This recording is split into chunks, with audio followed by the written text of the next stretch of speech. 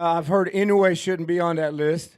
Why? Because he's Japanese. That's not why. I mean, they're not saying he shouldn't be because he's Japanese. But we know if you're asking about Inoue, then we know you don't watch him. Because I challenge you guys. Listen, we obviously there's copyright rules and we can't throw the fight on up here to show you. Go back and instead of running your mouth ignorantly without seeing these guys, just because you don't know the smaller fighters, just because he's a little guy, just because he's 118 and maybe he can move up to 120, he's a 3-division champ. Inoue is a 3-division champ with a loaded resume, with not that long a career just yet.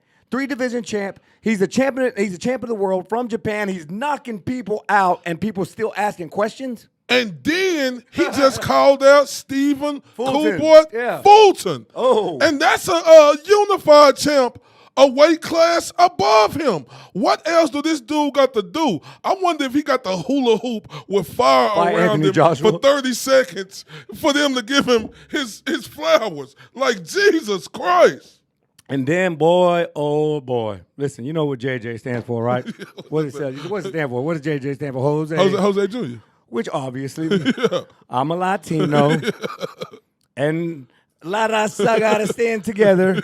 So when people saying Canelo fall down to number 6, you'd have thought I walked into a quinceañera and insulted every single person there. Listen, guys, like Corey said, this isn't a fair. Listen, I respect Canelo Alvarez, great fighter. I think he'll crack up top 2, 3 again. He will one day. I believe so. Once he, recovers from this loss. Listen, Canelo moved up 1 weight division. All right, let's stop talking about everything else. He went from 168, where he's undisputed. He moved up to 175, and he got outclassed, outboxed, outworked. He brought absolutely nothing to the table. Yeah, we've seen what Canelo does. Yeah, we've seen his skill set. But that night, against another champion who was just 7 pounds heavier than where you're undisputed at, you looked awful, Canelo. Awful. Awful. Yeah, so, yes, we're going to drop you down. You remember the BCS rankings back in the day? You had a bad day, they drop you. You got dropped. And you got to work your way back up. You got to work your way back up. And Canelo can work his way back up, just like Terrence Crawford can work his way back up.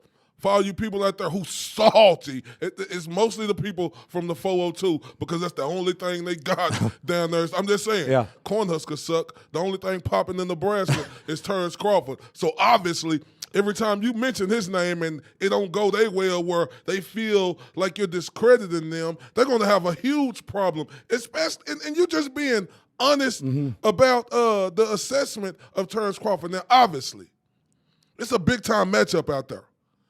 Earl Spence versus Terrence Crawford. Obviously. How can we say with that big-time matchup where people saying this is the biggest fight,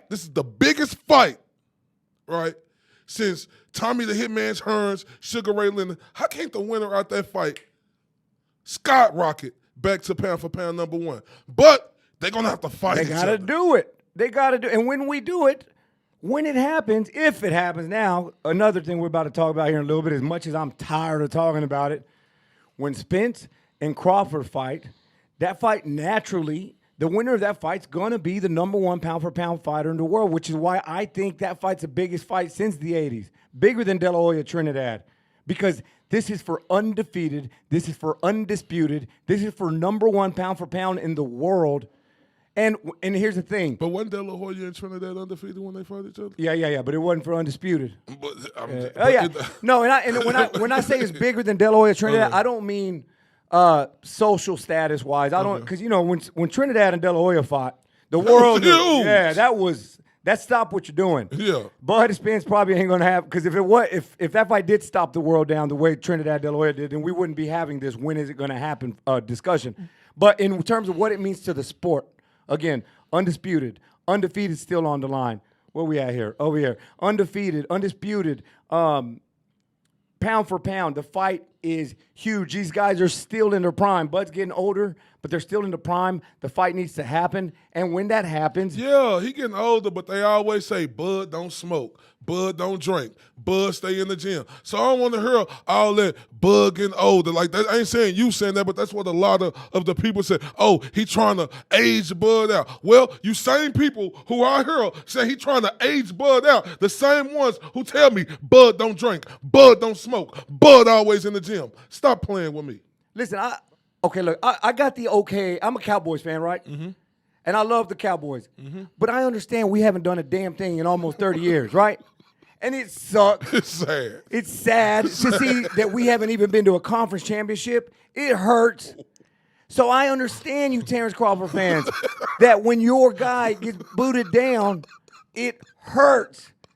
But it shouldn't. He's still number 3 in the world. He's still number 3 on our list. It hurts. It hurts them.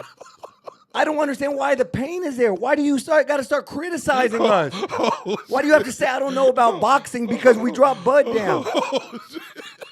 Man, it's absurd. And dude, it's an opinion-based list. If you come to me with an educated reason as to why you hate our list and the worst list we've ever seen in the history of boxing, give me some educated rebuttals. Give me a response. Don't just say, well, Bud number 1 or whatever the case. Canelo, and you know what? I mean, so here's the thing. Oh, I wanted to bring this up. Okay. So, we dropped Canelo down below Jermell Charlo. Mm-hmm. I understand. That was difficult for me. All right, that was difficult because I think the world of Canelo Alvarez. And I bet I dropped Canelo lower, but here's the thing, bro. If Jermell Charlo at 154 pounds were to move up, just say, for example, he were to move up to 168 pounds to fight Canelo. I know this is never going to happen. Jermell Charlo would give Canelo Alvarez a better fight than what Canelo did for Bivol. 100%. It might end in a knockout. Canelo might knock him out, but Jermell would be competitive. So, and you know what's crazy, though, too, Jay? We just moved him down 3 spots. I'm talking about Canelo Alvarez. We just moved him down 3 spots. This is the double standard right here. Yeah. If Jermell Charlo would have lost to Castaño, yeah, people would have took Jermell Charlo off the list. 100%. They're waiting to take him off this, and there is a double standard there. And you know why? Because people watch fight again with their emotions. They don't like Jermell Charlo. He talks too much. He runs his mouth too much. Jermell is a dog. Yeah. Jermell had a hell of a fight. I honestly thought Brian Castaño won the first fight. Me too. But Jermell came back. He showed that grit. He showed that work. And he shut the fans up. He shut the haters up, the critics up. So we watch the fights. We build our list accordingly. We don't get like you guys who are all upset, like, no, Corey.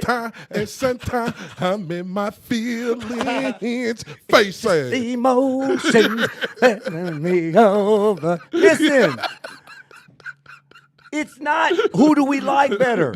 It's not who do we want to come to our birthday party. It's not who do we want to have a beer with. It's not who talks talks more noise outside of the ring. It's who we think right now, pound for pound, and I promise you, in 4 weeks, and in 8 weeks, and in 12 weeks, the list is going to be different. Where we at? Corey is over here, Corey. Oh. The list is going to be different. So don't write home to mama. Don't write the FCC. Don't call the Better Business Bureau because we don't know what we're doing. We watch it. We put our fan hat away. Yeah. We're fans of the sport. We put our individual fans, and we make the list based on what we saw. What I loved about after Usyk and Joshua, we immediately said number 1, right? Number 1. That wasn't even a debate. See, now, JJ, this is what they could say if we was biased. Yeah. We from Dallas, Texas. We from that 214, that DFW. We from the Metroplex. So if we would have had Earl Spence, number 1, then all you silly rabbit tricks is for kid-ass folks who had to then y'all could have said something. Yeah, 100%, man. I just don't get it. I don't understand it. I urge you guys, listen, and we're going to get into this, but this getting upset when Crawford dropped down or so-and-so's ahead of somebody else and it really makes you mad, I promise you we're not doing it with emotions. But those emotions that you're feeling, that's one of the big reasons these fights aren't happening. Because you guys stand for y'all's fighters no matter what they do, no matter what they say. What they do. And y'all, we have to hold them accountable. Yes. We have to.